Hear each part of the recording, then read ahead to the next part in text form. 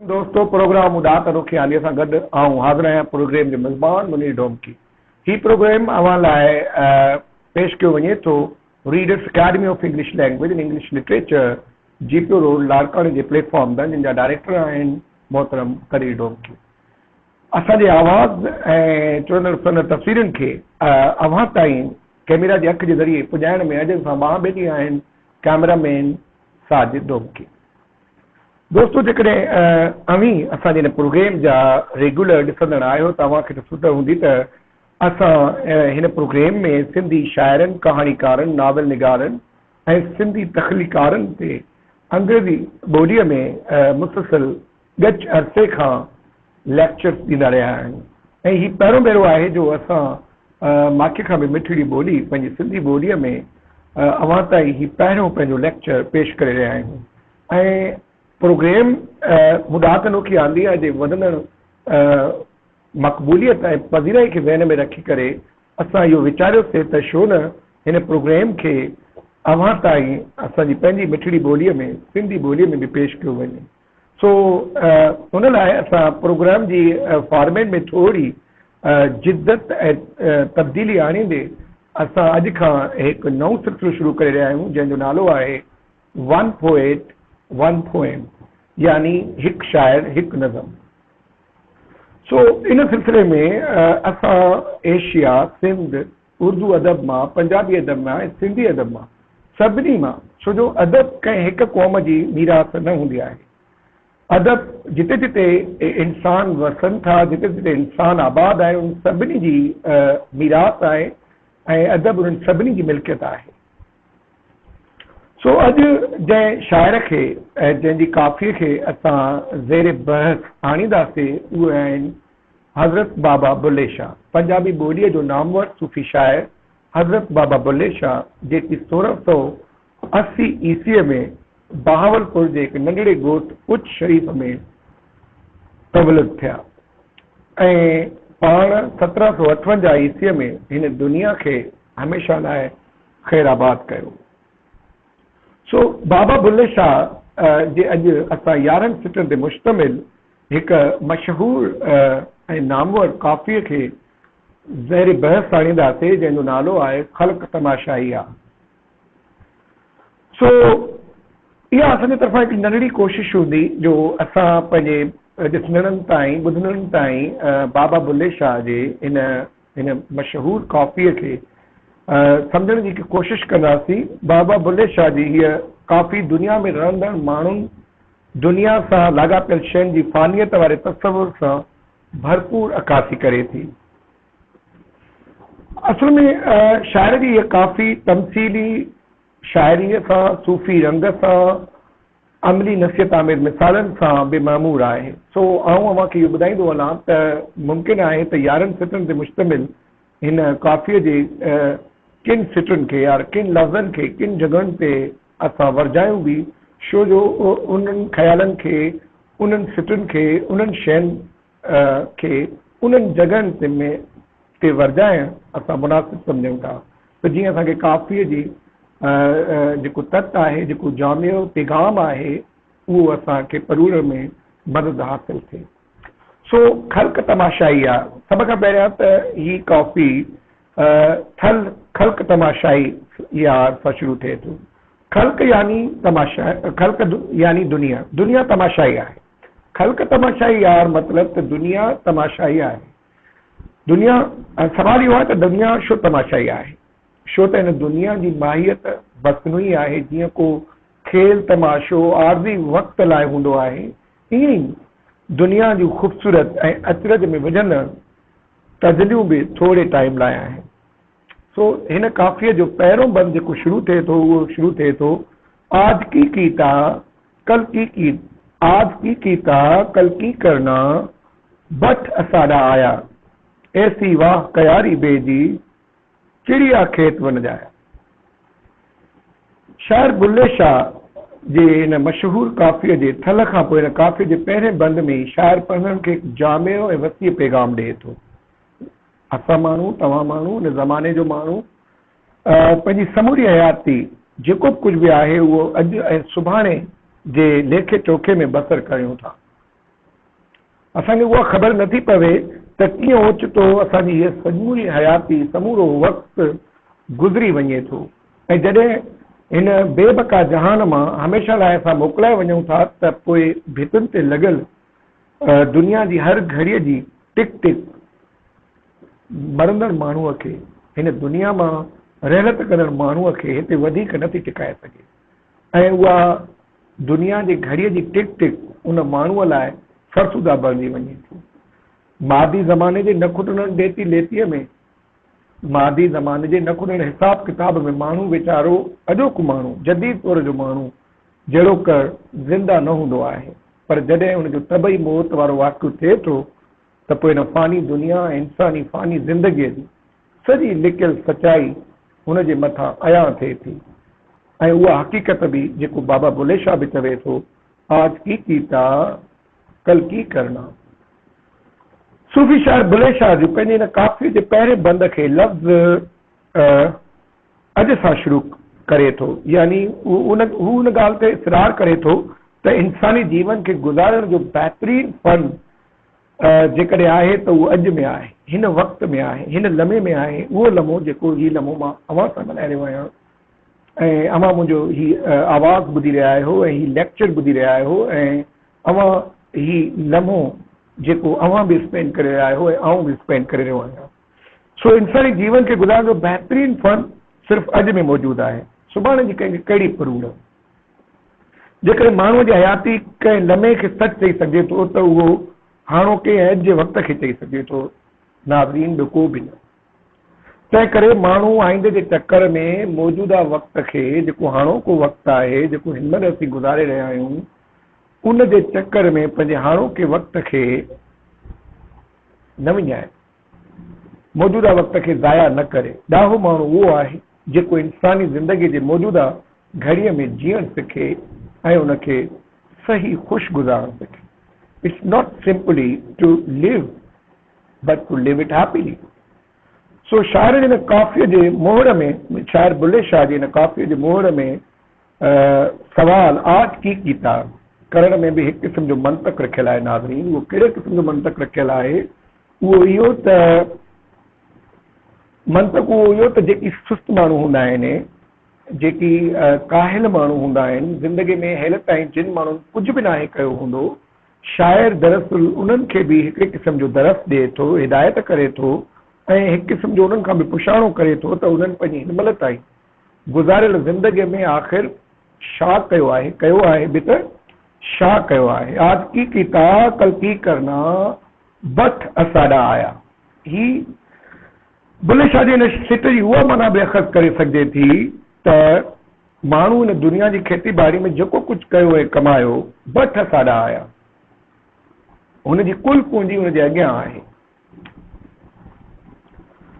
हुनजे अॻियां आहे। हिन आम सिट मां, काफ़ी जी आम सिट मां नाज़रीन उहा राय बि क़ाइमु करे सघिजे थी त शायदि शायर बुले शाह जो चवण जो मक़सदु उहो बि आहे त ज़मीनी ज़िंदगी जा समूरा चकर मुकमल करण खां पोइ माण्हू जॾहिं बट यानी तुरबत जे अंदरि दाइमी तौरु हलियो वञे थो, छो जो आउं सवेर बि अवां सभिनी सां इहा ॻाल्हि करे चुको आहियां त हीअ काफ़ी तमसीली शाइरी बि आहे, तमसीली शाइरी सां बि महमूर आहे। सो बट तुरबत यानी अंदरि दाइमी तौरु, लेट बी करेक्ट व्यूअर्स, ऐं मूंखे ॿुधाईंदो हलां त ज़िंदगी जा समूरा चकर मुकमल करण खां पोइ माण्हू जॾहिं बट तुरबत जे अंदरि दाइमी तौरु हलियो वञे थो त पोइ हुन माण्हूअ जी उहा क़बर वारी ख़ारजी ॾेख ॿियनि जहिड़े माण्हुनि लाइ हिकु क़िस्म जी नसीहत बि आहे। उहा कहिड़े क़िस्म जी नसीहत? सॼी ॼमार दुनियावी चकर में, दुनियावी ॾेती लेतीअ में जिन माण्हुनि पंहिंजी सॼी ज़िंदगी, सॼी ॼमार गुज़ारे छॾी आहे, जेकी हबशी माण्हू हुया, जेकी दुनियावी हबश कंदड़ माण्हू हुआ, उहो मोल माण्हू जेको हिन महिल हुनजी जेको तुरबत आहे, बठ साॾा आया, हाणे उहो मोल माण्हू उहो ॿुधाए त आज की कीता कल की करना।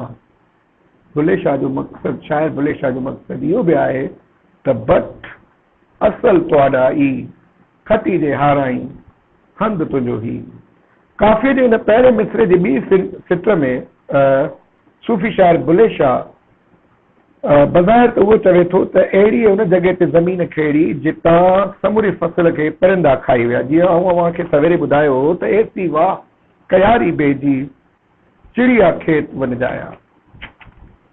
बज़ाहिर उहो चवे थो त अहिड़ी उन जॻह ते ज़मीन खेड़ी जितां समूरो फसल माना समूरे फसल खे पखी परिंदा खाई विया। पर तमसिली तौर हू शाइर पढ़ंदड़नि खे असांखे उहो बि ॿुधाए थो ऐं उन ज़मीनी ज़िंदगीअ जे बारे में बि ॿुधाए थो ऐं उहो जामियो पैगाम बि ॾिए थो त जो खेड़े सो खाए। माण्हू ख़ुदा पाक तरफ़ां मिलियल पंहिंजी क़ीमती ज़मीनी ज़िंदगीअ खे ईअं अजाई कसीर दुनियावी तर्शना में ऐं कुदन कमनि में न विञाए जो सुभाणे क़यामत जे ॾींहुं इंसान खे पंहिंजे रब जे हुज़ूर रुसवाई ऐं पछताव सां बीहणो पवे। हिन सिट एसी वाह कयारी बेजी चिड़िया खेत वनजाया मां उहो बि इत्तफ़ाक़ नाज़रीन कढी सघिजे थो त इंसान दुनिया में ऐं इहो सच आहे इंसान दुनिया में जेकी बि कम करे थो उन्हनि सभिनी जो हिकु ॾींहुं अंत बि थियणो आहे। हाणे उहो उन्हनि कमनि जो उहो अंत उहो बहितर थिए थो या बदतर उन अंत जी ख़बर बाद में पवे थी।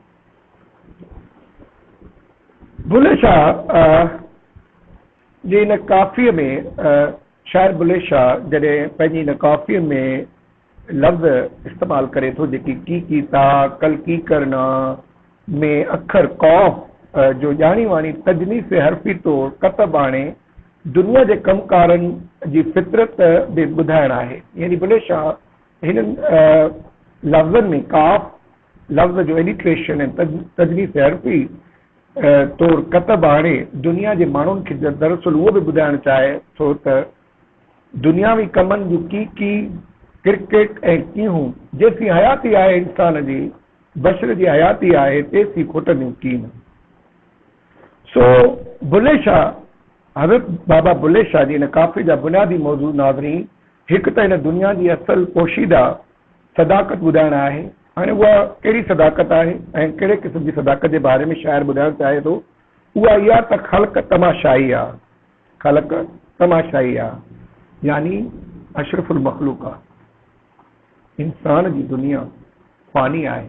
ॿियो इहो जीअं त जगत रोशे वारो आहे ई उनजो सिधो सो असरु भूए में रहंदड़ माण्हुनि ते बि पवे थो।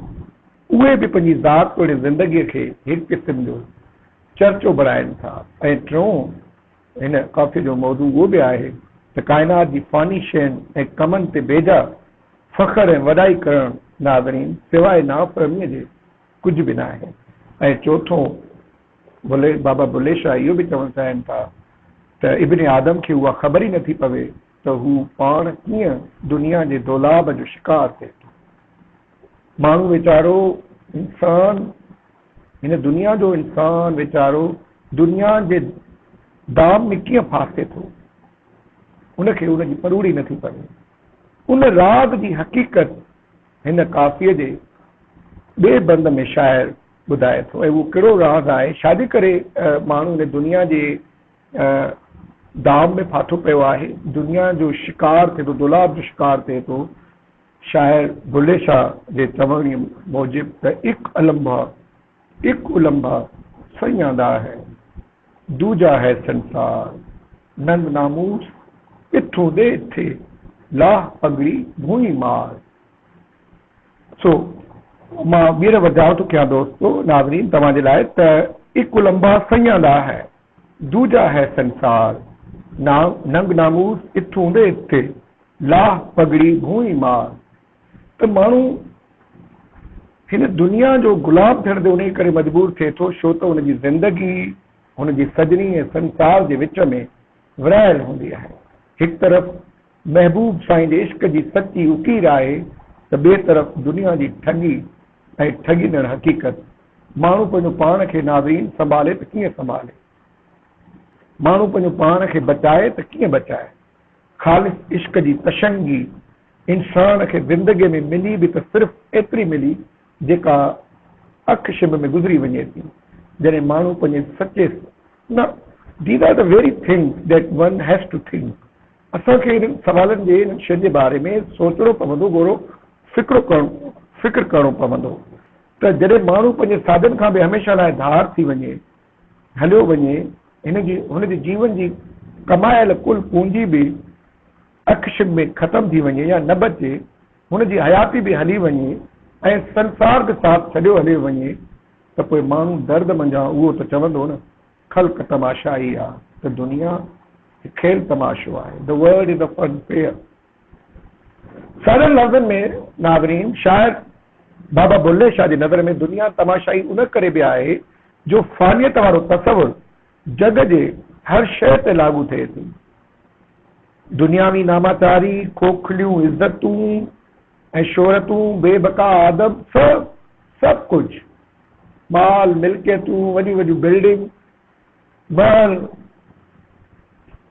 सभु कुझु बेबका आदम हिते हिन दुनिया में छॾे हलियो वेंदो। वॾा वॾा नाम निहाद जेके बि भोतार, जेके बि बिज़नेसमैन आहिनि, जेके मालवंद माण्हू आहिनि, शाहकार माण्हू आहिनि, जिन खे पंहिंजी दौलत ते बोध ऐं अरडाई हूंदी आहे, उहे सभु ॿुधी छॾियो। बाबा बुल्ले शाह जे चवण मुताबिक़ त कफ़न खे खीसो न हूंदो आहे ऐं मरण खां पोइ उहे सभु कब्र में खाली हथे हूंदा।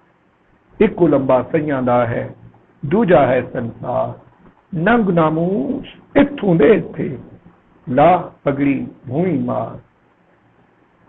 सो त माण्हू इन्हनि ॻाल्हियुनि ते सोचे, हिन नापायदार आलम जी माहियत ऐं मस्तीअ में महू समूरे कुॾनड़ अवामुल नास खे, कोई उहो नौजवान हुजे, शाइर चवे थो बुल्ले शाह, झूनो हुजे, का नाज़ नखरीली दिल नशीन हुजे, या का नौकराणी या ॾिनो या धोबी, हर ई वारे वारे सां मौत जे हिक अकल सां हिन दुनिया मां हमेशह लाइ हलिया वेंदा। जीअं शाइर चवे थो, निढा किरदार बुढ़ा किरदार आपो अपनी वारी, क्या बीबी क्या बांदी लोंडी क्या धोबन भटियारी। बाबा बुल्ले शाह जे ख़्याल में फ़ानी दुनिया जो फ़ानी माण्हू कॾहिं कहिड़े बि बहाने सां, कहिड़े बि तरीक़े सां हिन संसार मां हलियो वञे थो, हिन संसार खे ख़ैराबाद करे थो, पंहिंजे ख़ालिक खे हक़ीक़ी सां वञी मुखां मेला थिए थो। इंसान उहो ई आहे। ऐं उहो अॻिते काफ़ी जे अॻे बंद में बाबा बुल्ले शाह फरमाइनि था त बुल्ले शाह नूं देखण जावे आप बहाना करदा, बुल्ले शाह नूं देखण जावे आप बहाना करदा, गोनो गोनी भांडी घिरकी ठेकरियां कर धरिंदा। न फ़क़ति माण्हू नाज़रीन, पर शयुनि जी फितरत में बि फ़ना थियणु लिखियलु आहे, फ़ना थियणु लिखियलु आहे। कुंभर अवामा अक्सर करे कुंभरनि खे ॾिठो हूंदो त उहे कीअं कंहिं शइ खे, कंहिं भांडे खे या भंडार खे लाड प्यार सां शुरूआती मरहल में घड़ी उहो कुंभर ठाहींदो आहे। उहो भंडार केसीं ताईं ईअं सुहिणो ठहियल ऐं सालिम हूंदो नाज़रीन, हिकु ॾींहुं उहो बि टुकड़ा टुकड़ा थियल ऐं विखियल कंहिं कुंड पासे में पयल हूंदो। इब्ने आदम खे उहा ॻाल्हि ज़हन में विहारणु खपे त हिन दुनिया जो चपो चपो, हिन दुनिया जो कुंड कुश चपो चपो तमाशगाह आहे ऐं दुनिया जी हर शइ जी हक़ीक़त आरज़ी आहे। ठीकु ईअं जीअं हिकु बाज़ार जी ॿिए बाज़ार खां हक़ीक़त नाज़रीन मुख़्तलिफ़ हूंदी आहे ऐं उनजी चमक धमक अलॻि हूंदी आहे। दुनिया जे सभु दरबार खे रंग रनाइनि सां, दुनिया जे सभु बाज़ारुनि खे रंग रनाइनि सां सजाईंदड़, वाखाणींदड़, सभु जा सभु दरबारी ॿुधी छॾनि त उहे अॼु न त सुभाणे, टुडे और टुमारो, हिकु ॾींहुं उन हक़ीक़त खां जे बारे में बि ज़रूरु वीचारींदा त आज की कीता कल की करना, ऐं ॿियो उन सच खे बि तस्लीम कंदा त ख़ल्क़ तमाशाई आहे।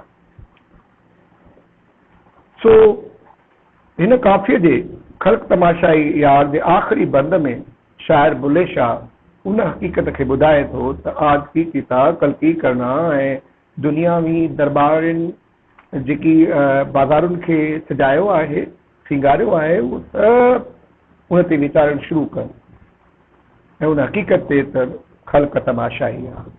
हिन काफ़िले जे आख़िरी बंद में शाह बाबा बुले शाह फरमाइनि था त ई तमाशा देख के चल पड़ अगला देख बाज़ार वाह वाह चिंज पई है दरबार ख़ल्क़ तमाशाई आहे।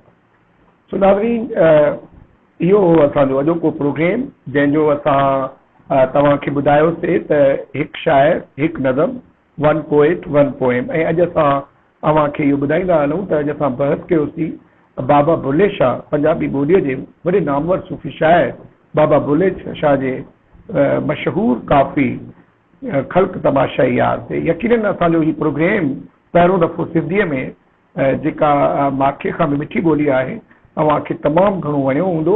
असां तव्हांखे ॿुधाईंदा हलूं त हीउ प्रोग्राम मूं ॾात अनोखी आंदी आहे readers academy of English language and English literature GPO road लाड़काणे जी पेशकश आहे जिन जा डायरेक्टर आहिनि मोहतरम साईं कदीर डोमकी साईं ऐं आउं आहियां अव्हांजे प्रोग्राम जो मिज़बान मुनीर डोमकी ऐं मूंखे इहो अव्हां आख़िर में प्रोग्राम जे आख़िर में आउं अव्हांखे इहो ज़रूरु चवंदुसि त ऐं असांजो अॼोको हीउ प्रोग्राम अव्हांखे कीअं लॻो अव्हां पंहिंजी क़ीमती राय खां असांखे आगाह करे सघो था ऐं उन लाइ अव्हां असांखे मोबाइल जे ज़रिए SMS जे ज़रिए बि पंहिंजी प्रीशियस राय पंहिंजी क़ीमती राय ॾेई सघो था। असांजो मोबाइल नंबर आहे 0333756910 ऐं जेकॾहिं अव्हांखे असां सां कम्यूनिकेट पोस्ट जे ज़रिए करणु चाहियो था त असां अव्हांखे पंहिंजो पोस्टल एड्रेस बि ॿुधायूं था ऐं उहो बि अव्हां सां शेयर कयूं था त इंचार्ज प्रोग्राम मूं ॾात अनोखी आंदी आहे मॉर्फत director readers academy of English language English literature Larkana पंहिंजे मिज़बान मुनीर डोमकी खे ॾींदा ॿिए प्रोग्राम ताईं इजाज़त तेसीं ताईं अल्लाह वाही।